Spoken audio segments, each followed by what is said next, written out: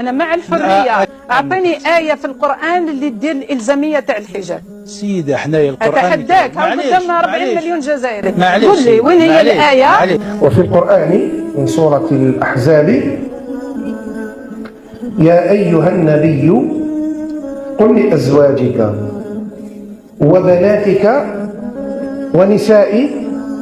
ونساء المؤمنين يدنين عليهن من جلابيبهن ذلك أدنى أن يعرفن فلا يؤذين وكان الله غفورا رحيما. مش خيار، لأن الله هو الذي ألزم هذه المرأة المسلمة، ألزمها بهذا اللباس، ولا يجوز لها، أقول لكم من هذا المنبر، لا يجوز لها أن تخالف أمر الله في الحجاب، لأن الذي أمرها بالصلاة وأمرها بالصيام والزكاة والحج هو الذي أمرها بأن